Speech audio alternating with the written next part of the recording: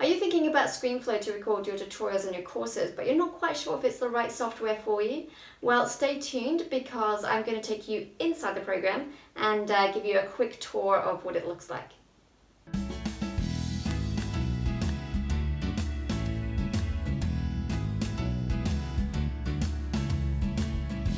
Hi, Demelza Marie here with Creative Online Courses, and on this channel I guide you through tips and tutorials to crush it with visual media and produce your online courses like a boss.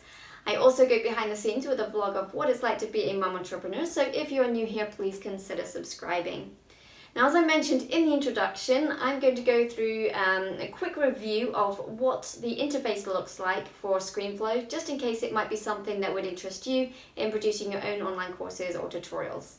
Okay, so the first thing you're going to do, of course, when you are starting to record a new tutorial or a new lesson for your course is to start an actual recording. So if you missed the last video on that, you can check that out, which goes through these settings on how to set this up for recording. So once you set that up, you're going to hit the record button and you're going to go and record what you are wanting to do. So let's go and just come up with a recording for that. Well, the obvious thing for me to actually do a tutorial on is Screenflow, which we have here. So this is the clip that I just recorded that you just saw. So that has now been put into my timeline and I've edited it, or just cut off the ends basically. And this is what you're seeing here. So now I'm recording what would be going into this part of the timeline right here. So as I'm teaching you, this is obviously an example right now. So I am going to stop recording, and you can see that I can either go up here and push stop record, or I can do the command Apple 2, shift command 2, sorry, to stop this recording, and then that is going to show up again in my media library. So I'm going to stop that now, and that will give me 2 clips that I will have in my media library. Okay, so now that I've got a recording, I've got this initial clip right here, and then I've got a couple of clips here. I've done one take already, so I now have 2 extra clips. But this is the clip that I originally just did there. So I'm going to drag that to the timeline, and it will snap to the last clip. Now, if I wanted to, I could actually cross it over and have a transition.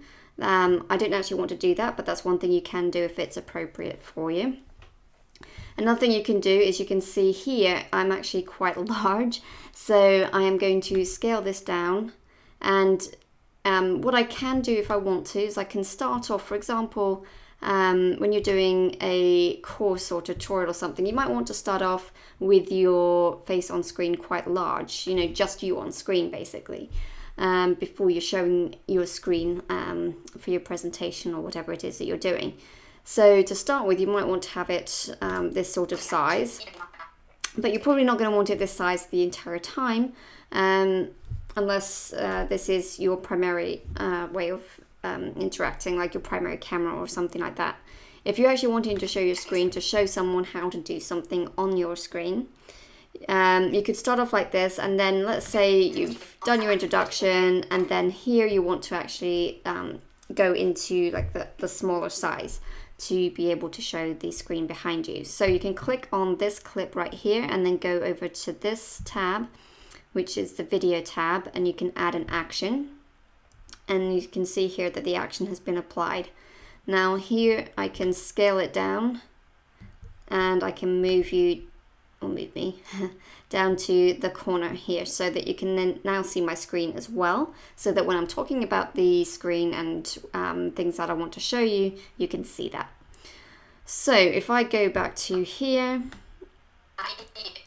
and push play or the space bar, I just recorded that you just... Okay, so now I've just shrunk myself to that corner, and that would give you the opportunity to be on screen as well as showing your screen, your actual computer screen. Now, if you don't want to show yourself on screen at all, then you can just scare yourself right out and you won't actually be seen on the screen at all. So, clip that I just recorded that you just saw. Okay, so you're just well, me, I'm zooming completely out of shot, or yeah, so you can't see me at all. So if you're giving an actual presentation where you want them to focus very much on the actual presentation rather than you, then that would be a way you can do that. If you want to, at the very end, come back in, you can do actions, add snapback action video, and it will bring you back from nothing and then back into the full size. So that basically, as I mentioned in another video, it repeats, it kind of does a repeat of this transition backwards. So you don't have to actually manually do it yourself, which is really nice. So that's one thing you can do when you're recording your tutorials. Obviously, there are different ways you can do it, and obviously you can add, like I said, you can add transitions down here. You can make sure the audio sounds good, so you do want to make sure that the sound quality is as good as you can make it, because people want to hear what you're teaching very clearly. You've got the video motions, you've got screen recordings. If you're doing the screen recording, you need to be on this screen recording clip down here, for example. And then you can have the pointer zoom. If I find a section where I'm not on there. Okay, pointer zoom. There, okay, you should be able to see it increasing in size now. If you can't, it's right here.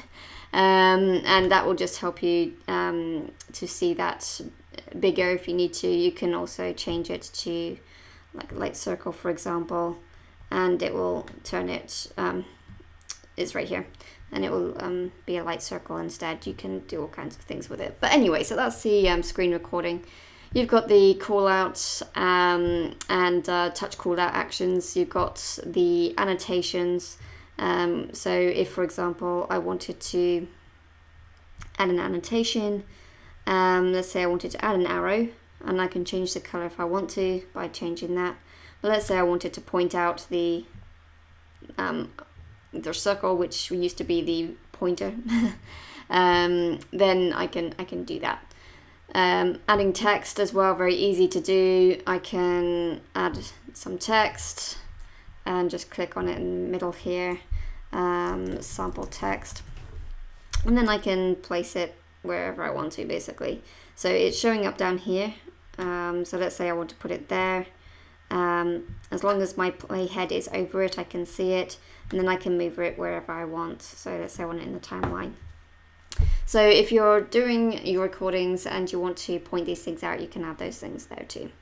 Like I said, the media bin is here, so you can find all your clips easily, and everything should be fairly straightforward. You can add still images as well. You can basically treat it as a regular editing system and build it up quite nicely if you want to. And again, when you go to video, you've got color controls, video filters, you've got cropping, all kinds of things there. And with audio, if I go to here, you can see the mix, you can see audio filters there as well, volume, you can mute the audio if you want to mute it. So you've got loads of options that you can use for your tutorials and your lessons for your course. So if you're looking at a screen-based program, like a course, then this is a really good program to use for doing that, because you've got a lot of flexibility.